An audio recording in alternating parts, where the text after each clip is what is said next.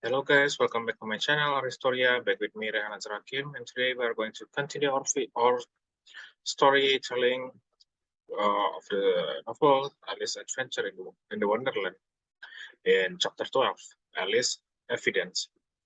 Here, cried Alice, quite forgetting in the flurry of the moment how large she had grown in the last few minutes, and she jumped up in such hurry that she tipped over the jury box with the edge of her skirt, upsetting all the jurymen onto their heads onto the heads of the crowd below, and there they lay sprawling about, reminding her very much of a globe of goldfish she had accidentally upset the week before.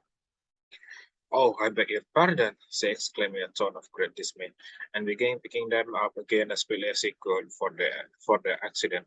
As all of the goldfish kept running in her hand, and she had a vague sort of idea that they must be collected at once and put back into the jury box, or they would die. Hmm. The trial cannot proceed, said the king in a very grave voice, until all the jurymen are back into their proper place. He repeated with great emphasis, looking hard at Alice as he said so. Alice looked at the jury box and saw that in her face she had put the lizard in head downwards, and the poor little thing was waving its tails about in a melancholy way. Being quite unable to move, she soon got it out again and put it right. Not that its significance much, she said to herself. I should think it would be quite as much use in the trial one way up to as the other. As soon as the jury had a little recovered from the shock of being upset, and their slates of the pencil had been found and handed back to them, they set to work very diligently to write out a history of the accident, all except the lizard, who seemed too much overcome to do anything but sit with his mouth open, gazing up onto the roof of the court. What do you know about this business? The king said to Alice. Nothing, said Alice. Nothing whatever, persisted the king. Nothing whatever, said Alice. That is very important, the king said, turning to the jury. They were just beginning to write this down on their slate when the white rabbit interrupted. Unimportant, your majesty. Means of course. Means of course, he said in a very respectful tone, but frowning and making faces at him as he spoke. Unimportant, of course, I mean, the king hastily said, and went on to himself in an undertone. Important, unimportant, unimportant, important, as if he were trying to which word sounded best.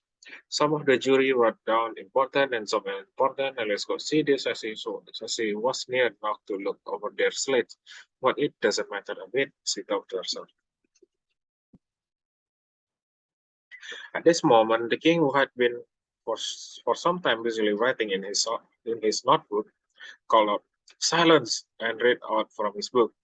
Rule 42, all persons more than a mile high to leave the court. Everybody looked at Alice. I'm not a mile high, said Alice. You are, said the king. Nearly 2 miles high, added the queen. Well, I shan't go at any rate, said Alice. Besides, that's not a regular rule. You invented it just now. It is the oldest rule in the book, said the king. Then it ought to be the number one, said Alice. The king turned pale and shut his notebook hastily. Consider your verdict, he said to the jury in a low, trembling voice. There's more evidence to come yet, please, your majesty, said the white rabbit, jumping up in a great hurry. This paper has just been picked up. What is in it? Said the queen. I haven't opened it yet, said the white rabbit, but it seemed to be a letter written by the prisoner to somebody. It must have been that, said the king, unless it was written to nobody, which isn't so usual, you know. Who is it directed to? Said the one of the jurymen. It isn't directed at all, said the white rabbit. In fact, there is nothing written on the outside. He unfolded the paper as he spoke, and added, it isn't a letter, after all. It is a set of verses. Are they the prisoner of handwriting as another of the jurymen? No, they are not, said the white rabbit. And that is the queerest thing about it. The jury all looked puzzled. He must have imitated somebody else's hand. said the king. The jury all brightened up again. Please, your majesty, said the knave. I didn't write it, and they can't prove it I did. There is no name signed at the end. If you didn't sign it, said the king, that only makes the matters worse. You must have meant some mischief, or else you'd have signed your name like an honest man. There was a general clapping of hands at this. It was the first very clever thing the king had said that day. That that proves his guilt, said the queen. It proves nothing of the sort, said Alice. Why you don't even know what they are about? Why you don't even know what they are about? Read them, said the king. The white rabbit put on his spectacle. Where shall I begin, please, your majesty? Yes. Begin at the beginning, the king said gravely, and go on till you come to at the end. Then stop. These were the verses of the rabbit. Read. They told me you had been to her, and mentioned me to him. She gave me a good character, but said I could not swim. These ten them were what I had not gone.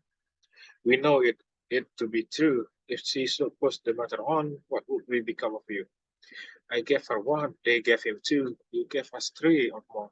They are returned from him to you, though they were mine before. If I or she should chance to be involved in this affair, he trust to use to set them for free, exactly as we were. My notion was that you had been, before she had this fit, as obstacle that came between him and ourselves and it. Don't let him know she liked them best, for this must be ever be a secret kept from all the rest between yourself and me. That was the most important piece of evidence we have heard yet, said the king, rubbing his hand. So now, let the jury, if any of one of them can explain it, said Alice. She had grown so large in the last few minutes that she wasn't a bit afraid of interrupting him. I'll give you next sixpence. I don't believe atom, there's an atom of meaning in it. The jury all wrote down off their slates. She doesn't believe there's an atom of meaning in it, but none of them attempted to explain the paper. If there is no meaning in it, said the king, let's save a word of trouble. You know, as we need not try to find any, and yet I don't know. He went on, spreading out the verses on his knee, and looking at them with one eye. I seem to see some meaning in them after all. Said I could not swim. You can't swim, can you? He added, turning to the knave.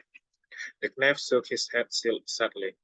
Do I look like it? He said, which he certainly did not, being made entirely of cardboard. All right, so far, said the king, and he went on muttering over the verses to himself. We know it to be true, said the jury. Of course, I gave her one. They gave him two. Well, that must be what he did with the thoughts, you know. But it goes on, they all return from him to you, said Alice.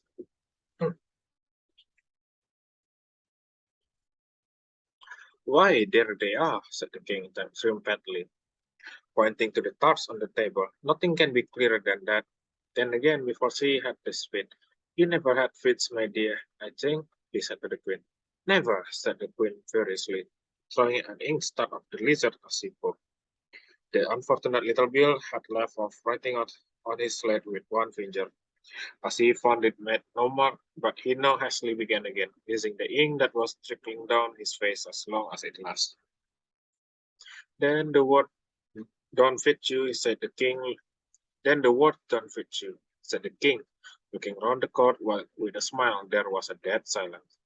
It is a pun, the king added in an angry tone, and everybody laughed. Let the jury consider this their verdict, the king said, for about the 20th time that day. No, no, said the queen. Sentence first, verdict as fraud. Stuff and nonsense, said Alice loudly. The idea of having sentence first. Hold your tongue, said the queen, turning purple. I won't, said Alice. Off with her head, the queen shouted at the top of her voice. Nobody moved. Who cares for you, said Alice. She had grown to her full size by this time. You are nothing but a pack of cards. At this rate, the whole pack rose up into the air and came flying down upon her. She gave a little scream, half of fright and half of anger, and tried to beat them off. and found herself lying on the bank with her head in the lap of her sister, who was gently brushing away some dead leaves that had fluttered down from the trees upon her face. "Wake up, Alice dear," said her sister. "Why, what a long sleep you have had." "Oh, I've had such a curious dream," said Alice. And she told her sister, as well as she could remember them, all the strange adventures of her that you have just been reading about. And when she had finished, her sister kissed her and said, "It was a curious dream there, certainly. But now run in, run into your tea. It's getting late." So Alice got up and ran off, thinking while she ran as well as she might, what a wonderful dream it had been. But her sister sat still just as she left her, leaning her head on her hand, watching the setting sun and thinking of little Alice and her wonderful adventures till the sun began dreaming after her fashion. And this was her dream. First, she dreamed of a little Alice herself once again. The tiny hand was crossed upon her knee, and the bright eager eyes were looking up into hers. She could hear the very tones of her voice and see that queer little toss of her head to keep back the wandering hair that would always get into her eyes. And still, as she listened, or seemed to listen, the whole place around her became alive with a strange creature of her little sister dream. The long grass rustled at her feet, and the wet rabbit hurried by the frightened mouse flashed its way. Through the next boring pool, she could hear the rattle of the teacup and the March hare and his friends shared their never-ending meal, and the shrill voice of the queen and ordering off her unfortunate guest to execution.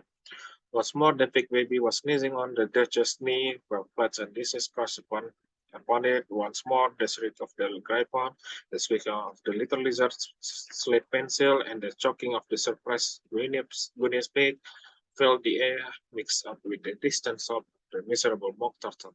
So she sat on with closed eyes and half believed herself in Wonderland, though she knew she had but to open them again and all would change to the dull reality. The grass would be only rustling in the wind, and the cool rippling to the waving of the rattling teacup would change to tinkling ship bells, and the queen's shrill cries to the voice of the shepherd boy, and the sneeze of the baby, the shriek of the griffon, and all of the queer noise would change sinew to the confused clamor of the busy farmyard, while the lowing of the cattle in the distance would take the place of mock turtle heavy sobs.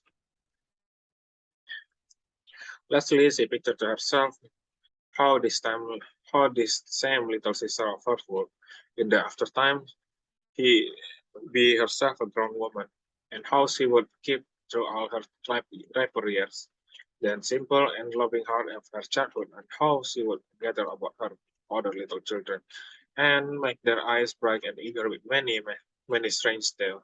Perhaps even when the dream of Wonderland long ago, and how she would feel with all their simple sorrow and find a pleasure in all their simple joys, remembering her own child life and the happy summer days. The end. And that is our story for the entire chapter of Alice Adventure in the Wonderland. Thank you for watching. See you again in another video. Bye bye.